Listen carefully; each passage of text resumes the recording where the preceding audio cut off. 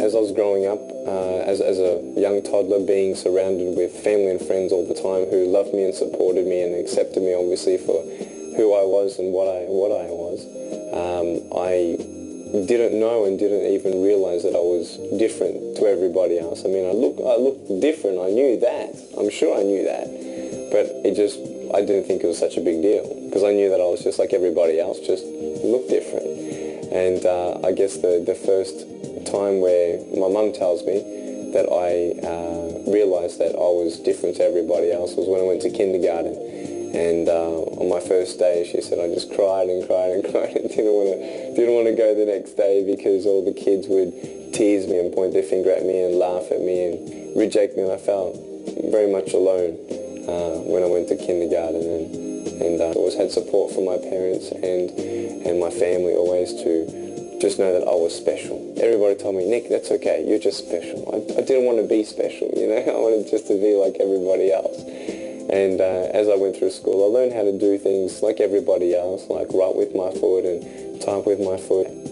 As I grew up, I started asking questions to mum and dad, knowing that now I was different to everybody else, and people asked me, what happened? And I didn't know. You know, I couldn't give any answers. I say, well, it just happened. I mean, we don't know. And I really got upset sometimes because there were no answers. And every time I asked my mum and dad, you know, why did this happen? And they saw the distress in my heart. They saw the frustration I had in me. And all they could say was, only God knows. Only God knows. You know, the doctors couldn't give any answers. There was no medical explanation for it. My mum was in fact a nurse back then and delivered many babies before I was born, and she knew exactly what to do and what not to do when she was pregnant with me. And so she took even precautions. She actually, in her testimony in my book that's coming, she actually had a premonition that something was going to happen in her first pregnancy. So she didn't even take Panadol when she was having a headache or anything like that, you know, painkillers or anything like that. So she just made sure that everything that she did was fine. And just happened. We don't know. And there were 3 ultrasounds done. And the miracle is that no one found out that I had no arms and no legs until I was actually born.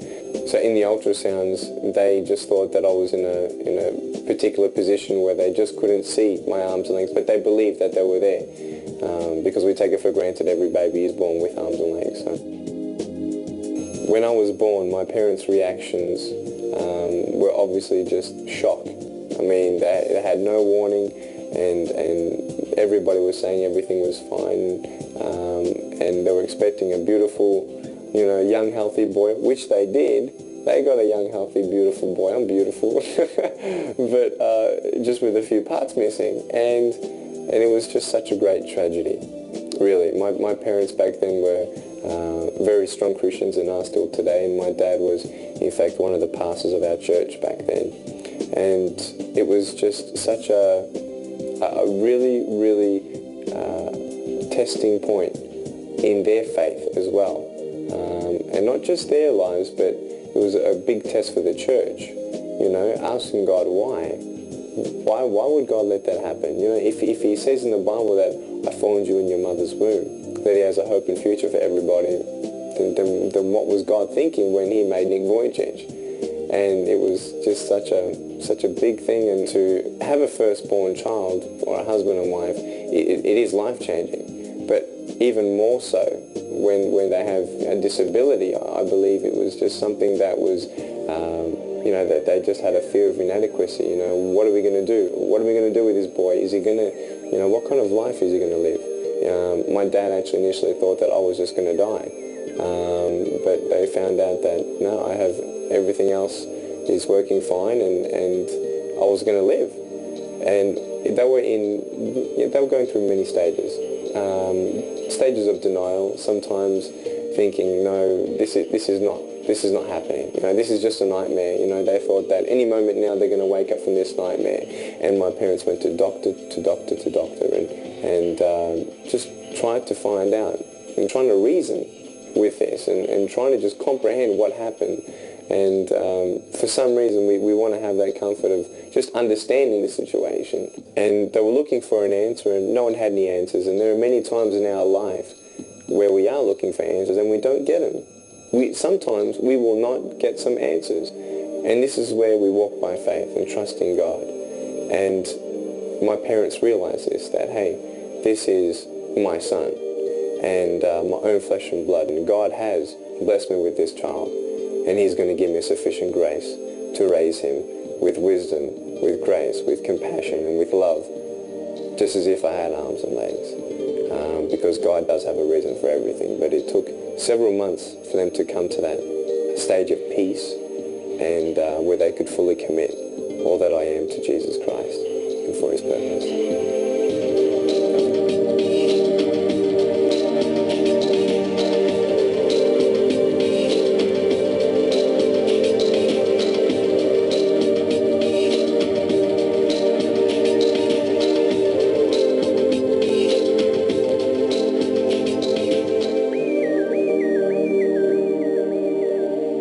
I am just so thankful and grateful to God for giving me such awesome parents.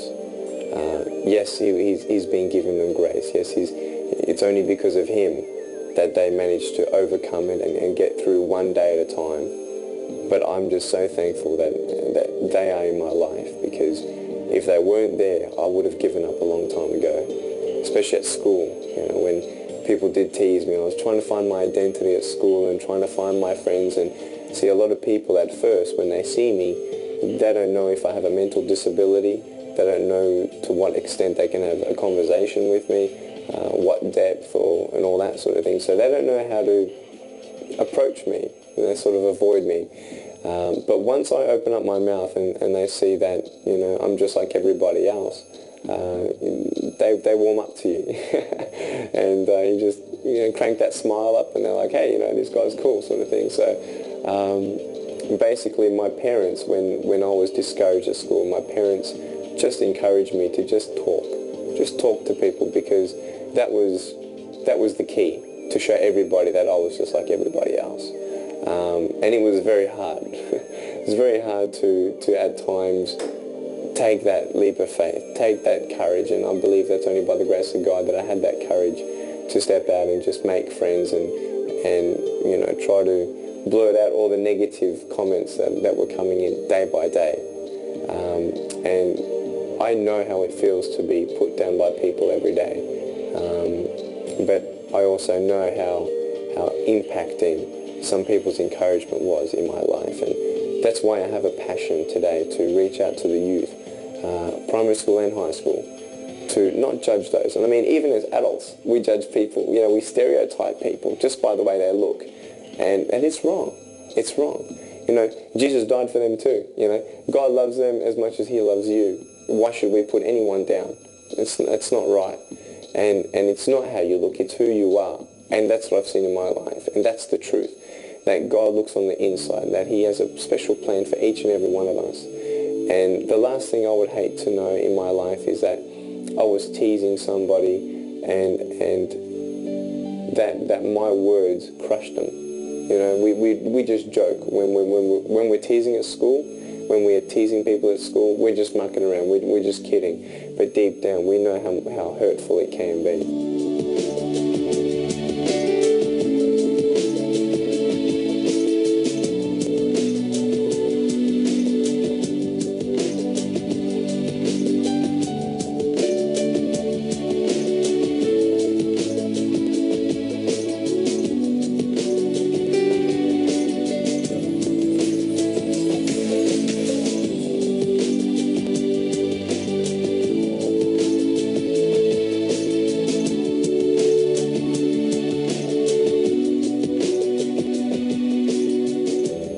Eventually, my confidence grew and grew, day by day, having the support of my family and now having my friends beside me. I started to believe that I was like everybody else. I started to believe that my life was worth living. There were many times where I didn't feel like life was worth living. But this confidence grew and grew, and I praise Jesus that he gave me that comfort through the struggles. But gaining respect from students, I also realized that I had a gift for speaking.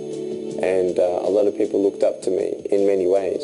And I was voted by the school, the students there, to be school captain of my primary school and vice school captain of my high school. And so I was very well known by many students and was friends with everybody, Nick loves everybody, that sort of thing. But it was great, and it's not as if I woke up one morning with this confidence, like I woke up, bang, and I got this confidence, God's with me, he's got a purpose. No, it was just an eventual, it's basically, it's a journey. It's a journey. It was character building. And I always had my parents with me, and a lot of people ask me, well, how did you do it? How did you get through those hard times when you wanted to give up in life? And it's one day at a time with Jesus. And obviously my parents introduced me to having a relationship with Jesus and having a friendship with him. But I tell you, the time in my life where I asked him to come into my life was when I was 15 years old. You see, it wasn't just to say, okay, well, now I'm going to change the things about me. I'm going to stop doing this, or I'm going to start doing that. It was basically a decision in my life to say, Jesus, I trust in you. I believe your word. I believe that you have a plan for my life. And how did he let me know that I had a plan? Not just from Jeremiah chapter 29, verse 11, where it says that God has a plan, a hope, and a future for our lives, but a story that I read in the Bible changed my life and convinced me that God is with me. And it was in John chapter 9 where a man was born blind, and there was no reason for it, quote, medical reason. Back then no one knew why and had no answers as to why this had happened. And I know that in my life I had no answer to why I was born this way. And so as Jesus was going through this village and came across this man, people were asking him, why was this man born blind? And Jesus said it was done so that the works of God may be revealed through him. And it just hit me so hard. All my life, all I've wanted was to know that somebody understands.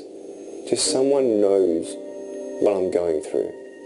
Because no one knew what my pain was. And that's why I didn't believe people when they said everything's going to be okay. Because they didn't understand what I was going through. They didn't know my future. But Jesus did. And he does. And he has a reason for everything. That he knew me and formed me in my mother's womb. That I'm wonderfully and fearfully made. That God has a purpose and his works will be revealed through my life. And at that moment I thought, well, God, I now fully believe and trust in you. That you do have a plan for my life. And I want to start a friendship with you. And I want to find out more about this purpose you have for my life.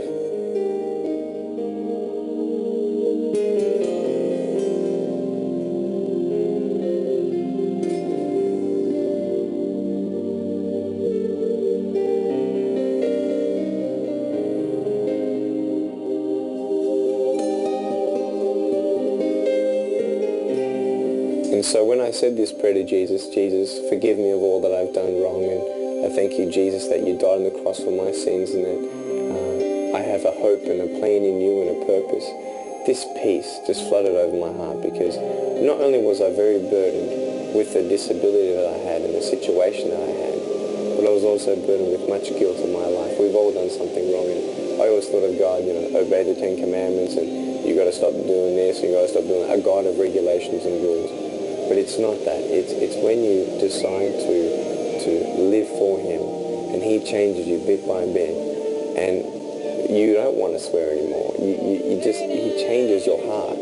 And not only does he change your heart, but as you ask him to reveal more of the plan he has for you, he does. He doesn't reveal it to you straight away. And he doesn't change you straight away. It's that journey that I'm talking about with Jesus. And he doesn't promise a life of smoothness. He doesn't promise an easy life. He doesn't promise that when you go through the fire, I'm going to put out the fire. He says, when you go through the fire, I'm going to be with you. And this is it. Asking Jesus to come into your life, all it means now is that he's with you. And I recall and recollect a poem that did touch my heart very deeply. It's called Footprints. It's very famous. And it's a beautiful story of a man walking along the beach in the sand with Jesus. And the man looks back and he says, How come in the easy times of my life I saw 2 footprints, and in the hard times of my life I only see 1? And Jesus says, through the easy times I was walking beside you, but through the hard times is when I carried you. And it just touched my heart to just know that God is with you. That even when you don't see those footprints next to you, or even when you don't feel like God is next to you, it's then he carries you. And by giving my life to Jesus, I know that God is in control. My life is in his hands. I don't need hands. I don't need feet. God is carrying me. Jesus is with me all the way. And that's awesome about God. But the greatest thing is that I now, having Jesus in my heart, have discovered an awesome purpose and joy in my life. Everybody wants to find their purpose in life. And I have found mine. And that's to give hope to the world in any way that I can. From the smallest ways to the biggest ways. But I've seen the greater purpose of my disability. That when people see me without arms and legs, they can tangibly see that you can, by God's grace, conquer any struggles and any circumstances. That no matter how big your storms are in life, that God is bigger. That he has a purpose for even the worst parts of your life. That all things come together for the good. And there is no greater joy than knowing that Jesus is with me all the way. That he will never leave me. That there is a greater purpose to each and every storm in our life. And maybe you have a storm or some circumstance in your life that you don't see that greater purpose right now. You don't have that joy or peace. And all we have to do is just call upon him, and he will give you that grace, and he will give you that clarity of vision day by day, of knowing that every single downtime we have, that God is molding us, he's making us, and he's making me into the man he wants me to become. And I want to challenge you that if you don't have that purpose, but you know that you're wanting something more to life, there's got to be more to life, I want you to know that you can find it in Jesus, and he's only a prayer away.